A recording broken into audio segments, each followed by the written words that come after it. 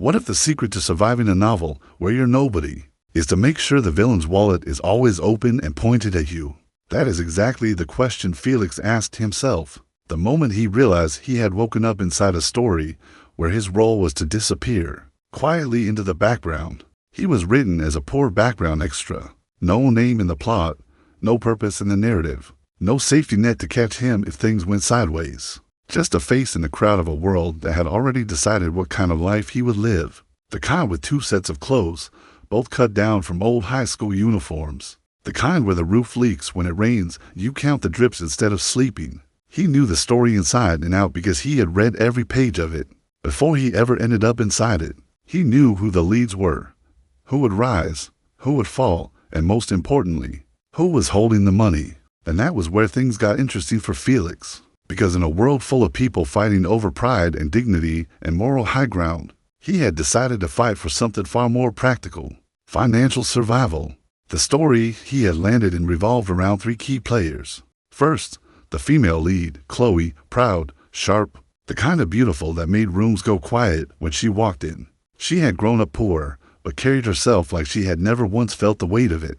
Second, the male lead, Ryan, Chloe's childhood friend, equally poor, equally proud, and twice as calculating underneath that innocent face. And third, the one everyone else treated as an obstacle, a cautionary tale, a villain-adjacent nuisance with too much money and not enough sense. Lucas, rich, hot-tempered, generous to a fault, and so starved for genuine connection that the first person who treated him like a human being, instead of a walking bank account, would own his loyalty completely.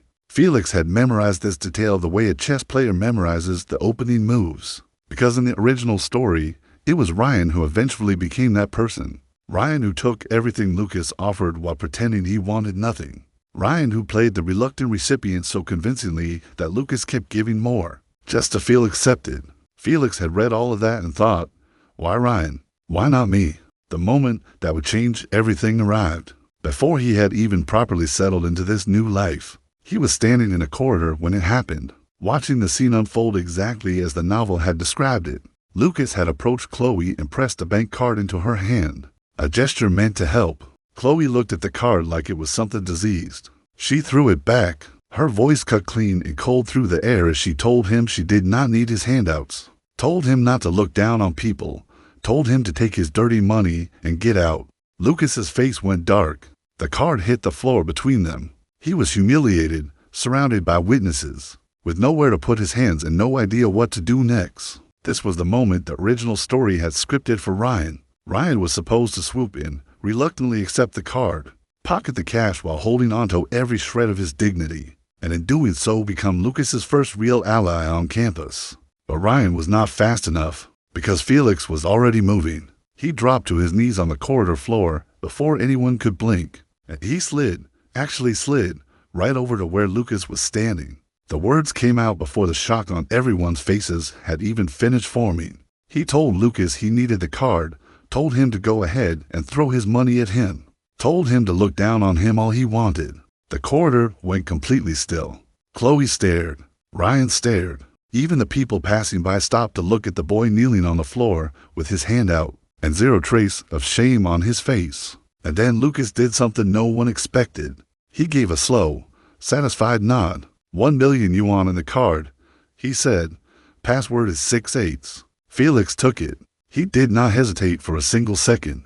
Chloe asked how anyone could kneel for money with no self-respect. Felix thought about that question for the length of time it takes to blink. Self-respect could not pay tuition. Self-respect could not fix a leaking roof. Self-respect had never once put food on the table when the cupboards were empty. The people asking that question had never spent a winter with their socks stuffed with newspaper, because the cold came through the walls. He had. So he tucked the card into his pocket and decided the look on Ryan's face was the best bonus payment he had ever received, because Ryan had missed his moment. The 1 million that was supposed to fund the main character storyline had just redirected itself into Felix's hands, and Lucas was not done yet. Before anyone could regroup, Lucas reached into his pocket and pulled out a set of car keys. He told Felix to get his luggage up to the dorm, and then he told him the car was his. Felix stared at the Mercedes emblem sitting in his palm. His heart was doing something embarrassing. He picked up Lucas's luggage and walked toward the dorms without looking back. Chloe fumed. Ryan looked like something sour had gotten stuck behind his teeth. Felix kept walking. It turned out they were roommates. Felix arrived at the dorm and found that fate, or perhaps the author of this story, had placed him directly beside the one person he needed to stay close to. He unpacked what little he had brought, to changes of clothes, both made from cut-down high school uniforms, folded neatly into a bag that was more air than content. Lucas looked at the bag. Then he looked at Felix. Then, without saying anything worth arguing about, he grabbed Felix by the arm and headed for the door. "Shopping," he said. His sidekick walking around looking like a refugee reflected on him. He was not going to allow it. Felix felt something he had not expected to feel. It was not quite gratitude and not quite disbelief. It was closer to the quiet wonder of watching a door swing open that you had always assumed was locked. Half an hour later, they were standing inside the most upscale mall in the city. The sales associate inside the bespoke menswear boutique had been scrolling her phone with the energy of someone who had stopped believing customers existed. Then she spotted the six-figure couture shirt on Lucas's back, and her whole posture changed in under a second. She glided over with a smile so polished it practically left a shine. Lucas told her to give Felix a full makeover from head to toe. Felix asked for something on the cheaper side. Lucas told him to be quiet. His fingers swept through the racks like he was selecting courses at a restaurant, pointing at jackets and coats and shirts with an ease that made Felix's heart rate. "Do something unusual. 18,000 yuan for a single shirt." Felix pointed this out. Lucas said 20 yuan buys a rag, not clothes. And then he said something that landed harder than Felix expected. He said as long as Felix was with him, he was not touching that kind of thing ever again. Felix went into the fitting room. 10 minutes later, he stood in front of the mirror and barely recognized the reflection. Looking back at him, the scruffy, dirt-poor boy who had walked in was gone. In his place stood someone who looked like he belonged somewhere. Lucas inspected him, called it decent, told him to keep the set on and have the rest shipped to campus. They were not done. Lucas pulled him through a shoe store, a watch boutique, and somewhere in between those stops Felix ended up with a gold chain as thick as his thumb, an oversized belt buckle across his waist, and a green-out luxury watch that caught the light every time he moved his wrist. Felix asked if he looked like a walking cliché of new money. Lucas said that was exactly the point. He wanted everyone to know Felix was with him, and he dared anyone to give him grief for being poor now. That was the moment Felix understood what it felt like to be genuinely, thoroughly, almost dangerously comfortable in someone else's wealth. He let it wash over him and decided he wanted more of it. They headed back to the dorm loaded with bags and the easy mood of two people who had just had a very good afternoon. Then the door opened and Ryan was there. He was sitting on his bed sorting through market finds, the kind that come in plastic bags and cost whatever the seller felt like charging that day.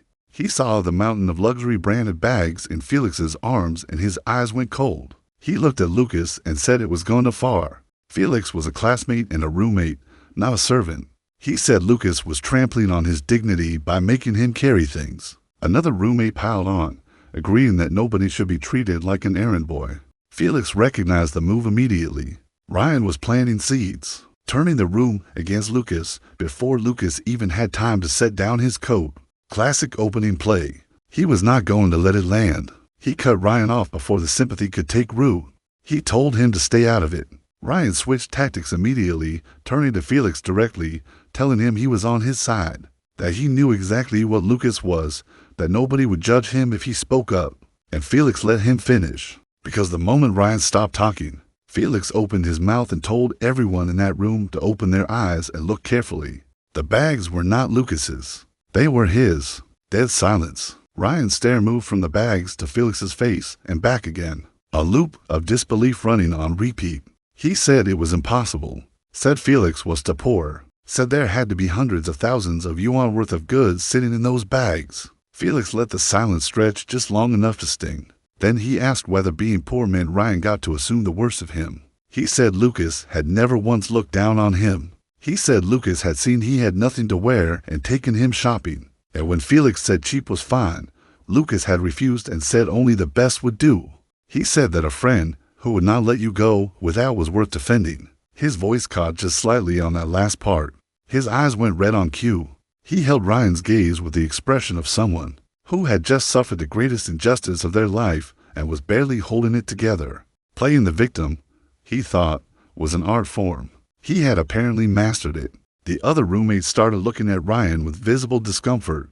The consensus shifted in under a minute. Someone said Lucas seemed genuinely generous and Ryan's reaction had been unfair. Someone else said that accusing someone of treating people like servants when they were buying clothes for their roommate was not a good look. Ryan scrambled to recover. He said his own family was not well off either, that he only wanted to protect Felix from being dazzled by money. Felix told him in front of everyone that he did not care about Ryan's version of events from before. He went by what he could see, and what he could see was someone talking behind people's backs and stirring up trouble. He told Ryan that if he said one more word against Lucas in front of him, he should not expect a warning. He held Ryan's gaze with the full-bodied conviction of someone who would take on the whole room for his friend. The roommates saw it.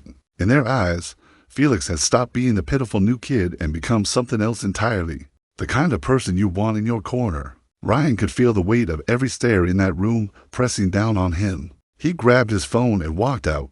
For the first time in the story as Felix had read it, Ryan had taken a genuine loss.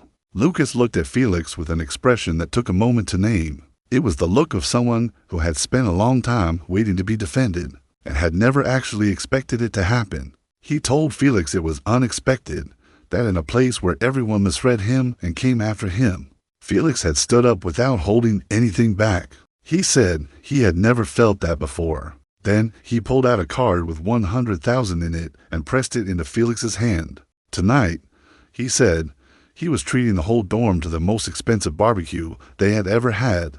The dorm erupted. Boss Lucas had their full and unconditional support.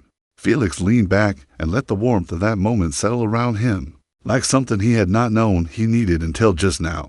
Ryan, he thought, this is only just beginning. 7 o'clock that night, the hottest Japanese Wagyu spot near campus. Lucas had booked the biggest booth in the house with the casual confidence of someone who had never once had to check a price before ordering. Everyone from the dorm showed up. Everyone except Ryan. The marbling on the first plate made one of the roommates go quiet mid-sentence just looking at it. Someone said each bite felt like a month's living expenses going down their throat.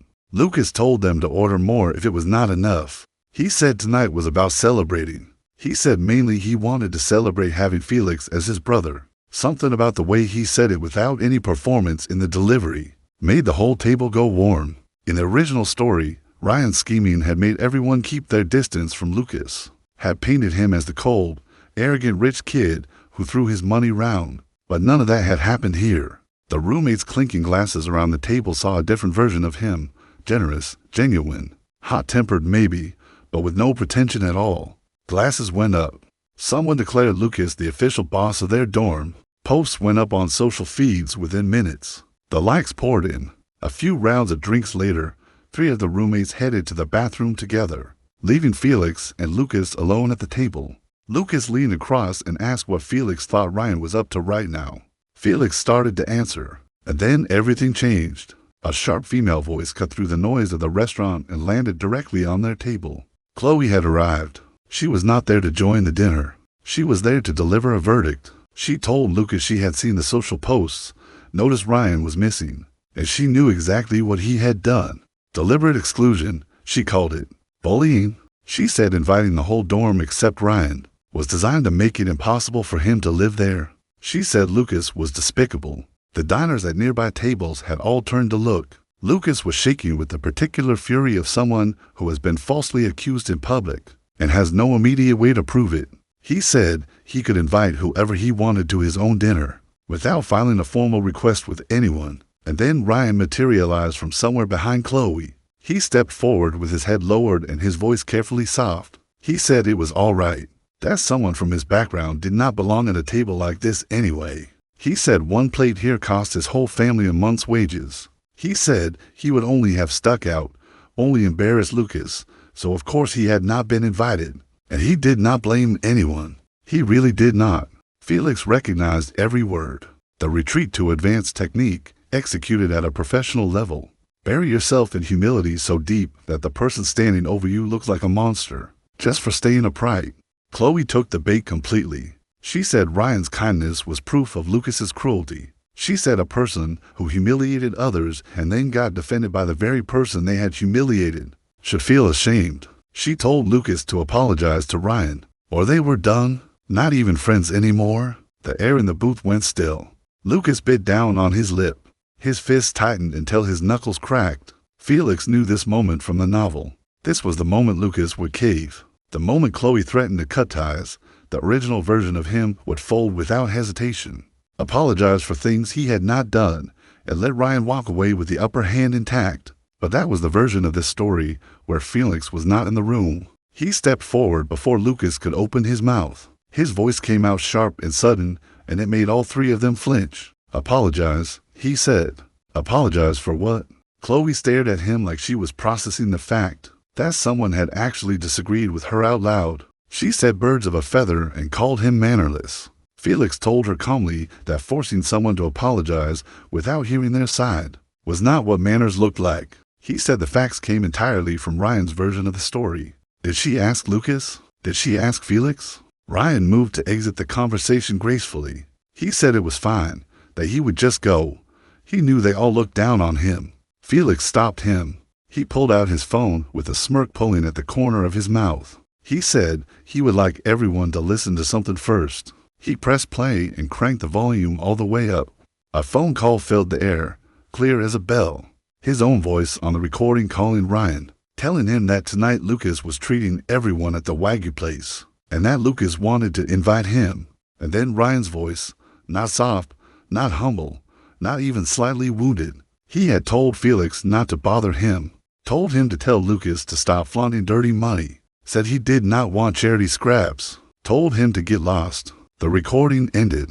The grill kept sizzling. Ryan's face drained to a shade that had no name. Chloe cycled through fury, shock, and humiliation so fast it was almost hard to follow. Felix looked at the room and let everything he had just played speak for itself. He said they had all heard it. Lucas had asked him to invite Ryan. Ryan had not even let him finish the sentence before going off on him. Ryan had made his own choice, hung up the phone, and then turned around and told Chloe a different story. So how, exactly, had that become Lucas excluding and bullying him?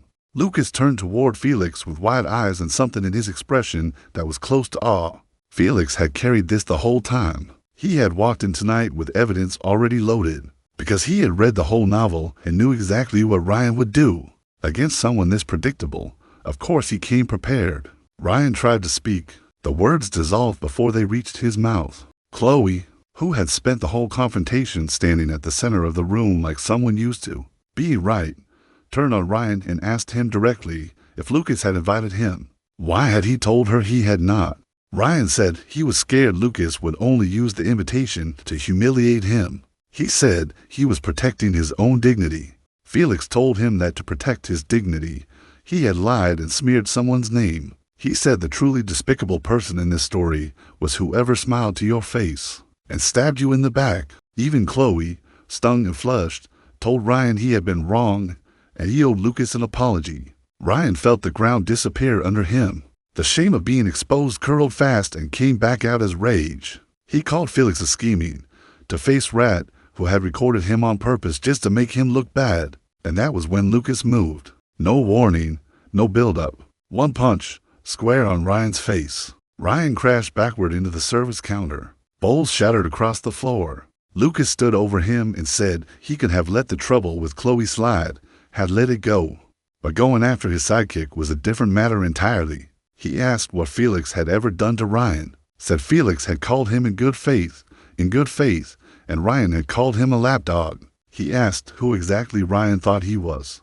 Felix stood in the wreckage of the scene and felt genuinely moved for a moment. Lucas had not thrown that punch for himself. He had thrown it because they had called Felix a name. That was the kind of loyalty Felix had planned to borrow. He had not expected to actually feel the weight of it.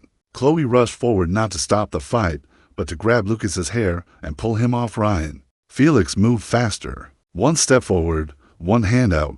He shoved Chloe back with exactly the right amount of force. Not too hard, just enough. Chloe was in heels, already off balance. That nudge sent her toppling backward in a clean arc, and she hit the floor hard, flat on her back, legs in the air, every shred of her curated dignity gone in an instant. Felix looked down at her with an expression of polite concern and told her the floor was slippery, and she really had to watch her step. The scene looked like the aftermath of a very small earthquake. Ryan on the floor clutching a bleeding nose, wailing. Chloe on the floor clutching something she could not name, shrieking. Lucas and Felix standing back to back without a scratch between them, only a few wrinkles in their clothes. The three roommates walked back in from the bathroom at that exact moment. They took one look at the wreckage and all three of them stopped breathing for a second. Someone asked if an earthquake had hit. Felix summarized what had happened calmly and accurately. Lucas had not excluded Ryan. Ryan had turned down the invitation, sworn at the messenger, then fed Chloe a different version of events and let her storm in to confront Lucas on his behalf. The roommates filled in the blanks fast. The consensus among the diners who had caught pieces of the confrontation swung firmly and completely toward Lucas. The whispers around the restaurant were not kind to Ryan. He had rejected the invitation, then shown up with a girl to make a scene. College kids like that were something else, people said. Chloe heard everything. She had never in her life been talked about this way. She had been the center of her own world since the beginning of the story, and the experience of being the subject of restaurant whispers was apparently not one she had trained for. She hauled Ryan off the floor, dragged him to an empty table nearby, and sat them both down. She called the waiter over and pointed at Lucas's table. Same as that, she said. The more expensive the better. Determined to prove that she did not need anyone and could afford anything, and had her pride absolutely fully intact. Ryan tried to warn her. She told him not to worry about money tonight. She wanted Lucas to see they did just fine without him. Lucas watched the performance from across the room. It looked like he was about to do something impulsive. Felix stopped him with a hand and two words. Let it play out. He sent the roommates ahead while he and Lucas stayed back to watch. The food arrived at Chloe's table in waves. Premium wagyu, sashimi, fresh seafood, plate after plate covering every inch of the table. Chloe held her posture through the pain of her fall with an effort that was almost admirable. She cut her meat with excruciating composure. Ryan ate with the expression of someone who already knew exactly how this was going to end. Half an hour later, Lucas paid his own bill without so much as glancing at the total. At the next table, Chloe set down her cutlery and asked for the check. The waiter told her the total came to 22,305 yuan. He would round it down to 22,000 even. Chloe's voice cracked on the number. 5 dishes, she said. 5. The waiter said she had ordered the finest wagyu available, an air-flown bluefin tuna belly, at seasonal market pricing, that the prices had been confirmed before she ordered, and that she had said to give them the best of everything. It came back to her then. In her rush to look unbothered, she had not listened to a single word. Ryan leaned over and told her he had 500 yuan in his account. Chloe had more than that, but not by a margin that mattered. Her family's finances had been bleeding for years under the weight of her father's gambling debts. 20,000 yuan was not pocket change. It was a serious problem. Across the room, Lucas reached instinctively for his wallet. Felix caught the movement and shut it down before it became an action. He talked fast and quiet. He said every single time Lucas tried to give Chloe money, she resented him for it. Not because she was ungrateful, but because in her eyes it turned her into someone who could not function without being rescued. It made her small, dependent, ornamental. It was the one thing she absolutely could not accept. Lucas held very still for a moment. Then he said he had never understood that. He said no wonder she always gave him attitude when he tried to do something nice. He had thought he was helping. He had not known. As if on cue, Chloe felt the weight of someone watching her and turned to find Lucas's gaze across the room. She stared him down with a look full of stubborn warning. She told him this was her problem and she did not need his fake concern. Lucas pulled back. He cupped his hands around his mouth and shouted across the restaurant that he was staying completely out of it. He said he knew she was incredible, that he had every confidence someone like her could handle 20,000 without breaking a sweat. He said she had this, and he believed in her. Then he grabbed Felix by the arm and walked out the door. He said they should not get in the way of Chloe's independence. Behind them, Chloe stood holding her maxed-out credit card with her nails about to snap, staring at the waiter who was starting to look like he had seen this situation before and was ready to call the manager. Felix did not look back. Whatever happened next at that table was Chloe and Ryan's problem to solve together, hopefully with the pride she had made such a point of declaring. Out on the street, Lucas flagged a cab and they both climbed in. Before Felix had even settled into the seat, Lucas was pressing a bank card into his hand. Felix started to say he could not take it, that Lucas had already spent so much. Lucas talked over him. He said Felix had not just helped him push back against Ryan. He had helped him understand why Chloe had always resented him. He called it a consulting fee. Felix accepted the card with the quiet satisfaction of someone watching the law of wealth redistribution operate exactly as it should. What Chloe and Ryan lost found its way into Felix's hands through another route. He made a private note to appreciate that law every day for the rest of his time in this story. The cab moved through neon-lit streets. Lucas leaned back against the window with his brow slightly furrowed, replaying the night in his head. He asked how Felix had known Ryan would pull that stunt. He asked about the recording. Felix said it was just human nature. Someone like Ryan was equal parts insecure and self-important. If you did not invite him, he believed you were looking down on him. If you did, he believed you were showing off and trying to humiliate him. Either way, he would choose the path that put him on the moral high ground, which meant playing the victim, which meant the call was always going to go the way it went. So Felix had made the call and kept the evidence. Lucas shook his head slowly and said Felix's brain worked in a way he did not entirely understand, but fully respected. He said he had never seen how calculating Ryan was because he had been too close to it. Felix said it was also because Lucas was too good-natured. He said Lucas always assumed the best in people. Lucas was quiet for a moment. Then he said it was not about being stupid. He said if he liked someone, he thought the right thing to do was treat them well and treat everyone around them well too. He had never imagined that everything he did would look like an attack. He asked Felix quietly if he was really that hard to be around. Felix looked at him. He asked Lucas what he actually liked about Chloe. Lucas did not answer right away. Then he said the truth was she had saved his life. Felix stopped thinking about strategy for a moment. Lucas described the first day of high school, a massive fight with his father, walking out alone with his headphones in. He had crossed the road without checking the light. A van with failed brakes had come out of nowhere. Chloe had run over and pulled him back from the road, sunlight across her face, yelling at him for being careless. He said he could not hear her words over the sound of his own heartbeat. From that moment, he said, he was gone. He had thought she was something sent specifically to pull him back from the edge. After that, he had chased her with flowers and money and grand gestures. None of it had worked. She had only grown to dislike him more. Felix stayed quiet for a moment. Then he said that owning someone in your life was no small thing, but that it did not mean throwing your self-worth away in exchange. He said winning someone's heart did not come from making yourself smaller than them. It came from being someone worth admiring, someone who met them as an equal. Above all, someone who offered respect. Lucas said the word back quietly. Respect. He said he had never known how to respect her as her own person. He told Felix he was basically a relationship coach, and from now on, anything to do with Chloe. He was following Felix's lead. Felix thought about what that meant. Then he told Lucas to say goodbye to ever spending another cent on Chloe. The cab pulled up at the school gate near 11 at night. The entrance was quiet. Under the dim yellow streetlight, a hunched old woman sat beside a battered tricycle cart loaded with apples and bananas that had not sold. She was still out at this hour. It looked like a slow day, like she would not let herself go home until the cart was empty. Lucas did not say anything. He just walked straight over. He asked how much for the whole cart. All of it. He told her to add it up, take the money, and go home to sleep. She asked if he could really eat that much fruit.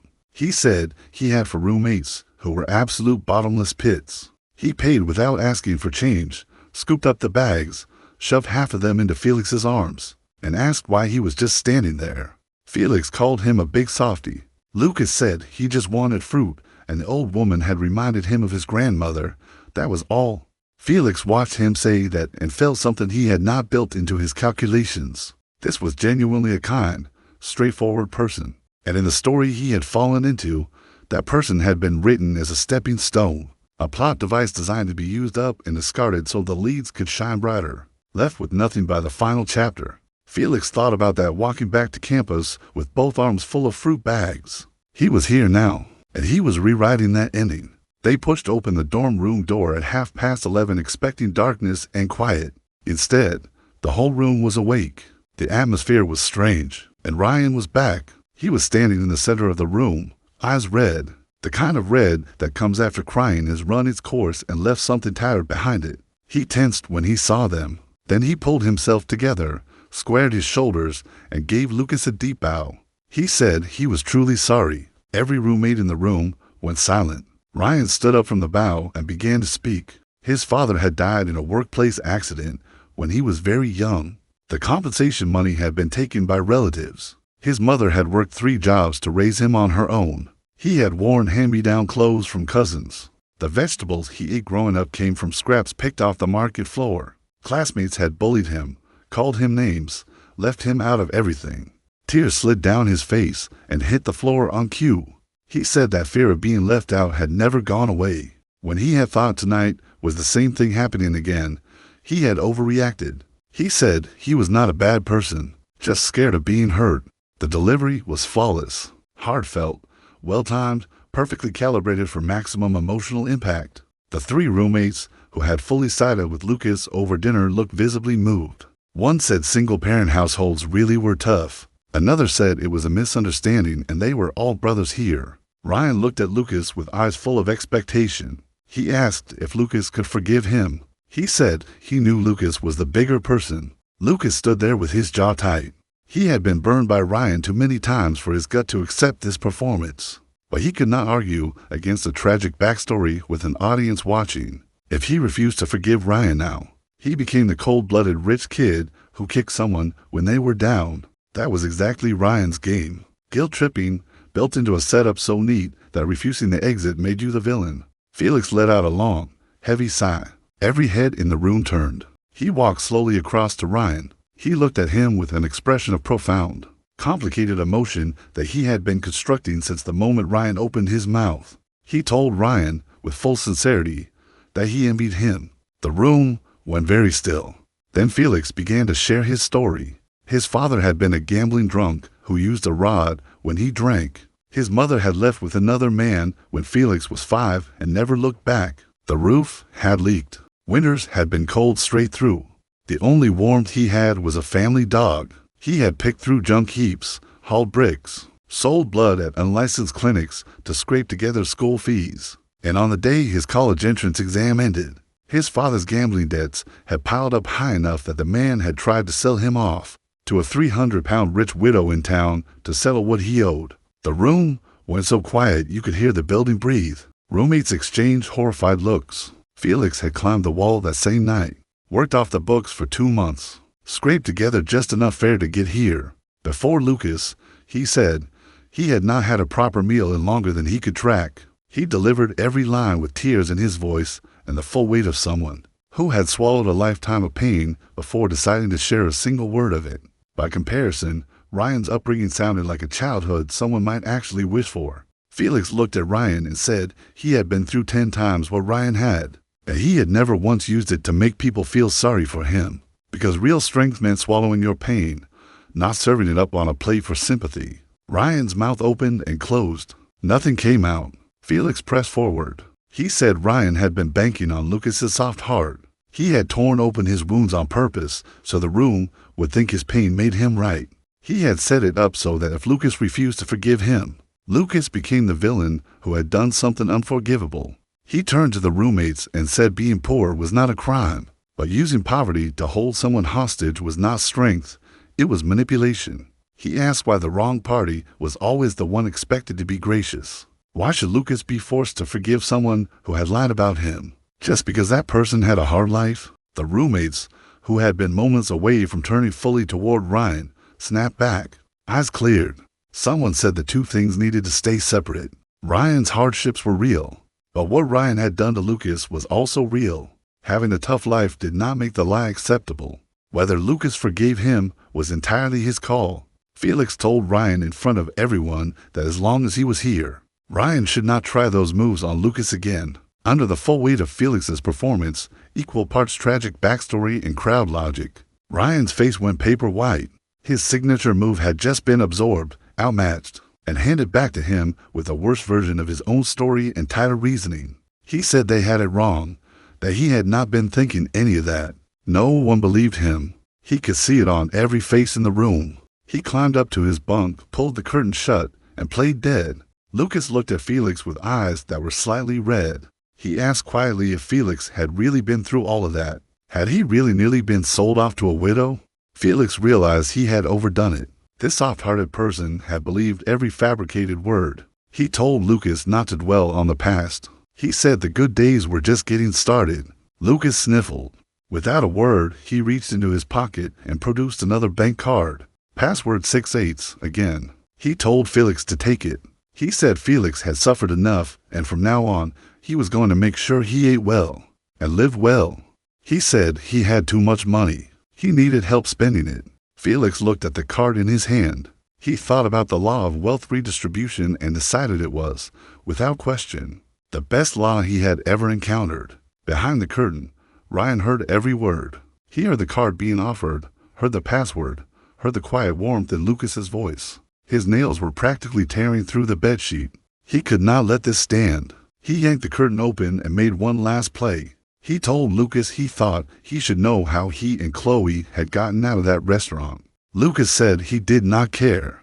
Ryan told him anyway. They had maxed out every card they had and taken out an online loan to scrape together the bill. Chloe had cried the moment she stepped outside. He watched Lucas's face carefully as he said it, timing the detail about Chloe crying like a dart aimed at the exact soft spot he had identified. He said $20,000 was pocket change for Lucas, but for Chloe it was months of living expenses and her grandmother's medical bills. He said to pay it back she would be working 3 jobs a day, might not even have time to study. Someone as proud as her. He said how pitiful. He said Lucas still loved her. He was betting on it. He said this was Lucas's chance to win her back. Lucas set down the apple he had been peeling. He turned to Ryan. He smiled. He said he thought Ryan's memory might need some work. Who was it, he asked, that had said not to underestimate the poor? Who said they did not need anyone's handouts? Who had said they did just fine without him? Ryan's expression stiffened. Lucas said he was respecting her wishes. He said he had not listened back then, but had been thinking about it since. And she had been completely right. Giving Chloe money meant looking down on her. It was an insult to her dignity. He said he believed in her. She was brilliant. She was proud, and $20,000 was nothing to someone like her. 20,000 to 100,000. She would handle it without breaking a sweat. This, Lucas declared, was what it meant to believe in someone unconditionally. He said loving someone meant trusting them. He would not fall for manipulation and insult her noble spirit with dirty money. He picked up the apple and kept peeling. Ryan sat there with something stuck in his throat that he could not spit out and could not swallow. The language of respect that Felix had given Lucas had just been turned back on Ryan. With perfect accuracy, every trap Ryan had set had sprung on himself. Every tool he had tried to use had been redirected. He yanked the curtain shut again. The room was quiet. Fruit peels on the desk, the smell of barbecue still in their clothes, and Ryan behind his curtain unable to think of a single move that had not already been anticipated. Felix sat in the quiet of that room and thought about what the night had actually been. A $1,000,000 yuan bank card grabbed off a corridor floor. A Mercedes emblem pressed into his palm. A head-to-toe wardrobe built in one afternoon. A gold chain, a belt buckle, a watch with a green dial catching the light. A consulting fee for explaining something Lucas had never understood about the person he loved. Another card, same password, pressed into his hands on a cab ride home. And through all of it, Ryan and Chloe had been handed every opportunity to stay ahead and had lost every single one. Not because they were not smart. They were smart. Ryan's moves were textbook, calibrated, practiced. Chloe's pride was a force of its own. But they had one problem that Felix did not share. They had only read the situation as it was unfolding. Felix had already read how it ended. Lucas peeled a second apple and held it out without looking. Felix took it. They sat in comfortable silence, the fruit cart old woman probably already home and asleep. The restaurant bill somewhere in Chloe's memory like a splinter. That would take weeks to stop hurting. Felix thought about the version of this story where none of this had happened, where Lucas had handed the card to Ryan instead, and Ryan had taken it with reluctant dignity and built a friendship on that foundation, while Felix remained an unnamed background extra, where Lucas had kept throwing himself at Chloe's feet and been used up and set aside, where the final chapter left him with nothing for all of it. That version was still out there somewhere in the pages of the original novel. But this was not that story anymore. The plot had shifted from the first moment Felix hit the floor on his knees in that corridor. And it was going to keep shifting. Because the one thing that gave Felix his edge was also the simplest thing in the room. He was not trying to be the hero. He was not chasing dignity or pride or moral high ground. He was not playing a long game for love or status or the approval of the people who had dismissed him. He was just trying to eat well, sleep under a roof that did not leak, and make sure the one genuinely kind person in this story did not get used up and thrown away. Everything else was a bonus. Lucas stretched and announced he was going to sleep. He said tomorrow he was thinking about getting the car detailed and maybe getting lunch somewhere decent. He asked if Felix was in. Felix said obviously. Lucas laughed. The sound of it was uncomplicated in a way that the rest of the night had not been. Behind his curtain, Ryan heard the laugh and said nothing. There was nothing left to say tonight. Whatever he had planned for tomorrow would have to be built from scratch. His entire playbook had been read, matched, and beaten by someone who had arrived on campus with 2 sets of clothes and no plan except to survive. That, Felix thought, was going to be the part that kept bothering Ryan the most. Not the money, not the public losses, not even the recording. The part that would keep him up at night was the realization that Felix had walked into this story with nothing and ended the first day, holding more than Ryan had accumulated in a lifetime of scheming. And he had done it by doing the one thing Ryan's pride would never allow. He had simply asked for what he needed. No performance, no manipulation, no carefully constructed image of reluctant dignity. He had knelt on a corridor floor and held out his hand, and Lucas had given him everything. The lights went out in the dorm, one by one. Felix lay in the dark and thought about what came next in the novel. He knew the chapters ahead. He knew the characters who had not yet appeared, the conflicts that were still loading, the moments where the original story would try to pull Lucas back toward a version of himself that gave everything and received nothing. He was going to be there for every single one of them, not out of loyalty to some abstract idea of justice, not because he had appointed himself a guardian of the narrative, but because every time Lucas won, Felix's life got measurably better, and that was a motivation simple enough and strong enough to last. He turned toward the wall. Somewhere across the city, Chloe was probably staring at a loan repayment notification on her phone and reminding herself she had pride. Ryan was behind a curtain 3 feet away, rebuilding strategies from the ruins of everything that had failed tonight. Lucas was already asleep with the ease of someone who had spent the day doing exactly what he wanted. Felix listened to the sound of the room settling, the city outside, a bus going by somewhere below the window. He thought about the card in his phone case, the watch on the nightstand, the new clothes hanging behind the door. And then he thought about that corridor floor, the cold tile under his knees, the card spinning slowly in the air before Lucas caught it, the look on Ryan's face when the bags turned out to belong to Felix, the way the recording had played out into a restaurant full of people and landed like a sentence no one could argue with. The feeling of standing back to back with someone who had thrown a punch not for himself, but for you. He had come into this story with nothing. He had ended the first day with more than he had ever had in his entire previous life. And the story was not even close to finished. There were more plot points waiting. More moments the original narrative had written to break Lucas down and build the leads up. More traps that needed someone who had already read the ending to step around them before they could close. Felix was going to step around everyone, and he was going to do it with the same tool that had worked from the first second, knowing what was coming before it arrived, reading the room faster than the room could read him, and staying exactly where the money was warm. Tomorrow, the car was getting detailed. Tomorrow, lunch somewhere decent. Tomorrow, whatever Ryan had been cooking up behind that curtain would get its first test against someone who had already seen the chapter 2, and the day after that, the next chapter, and the one after that.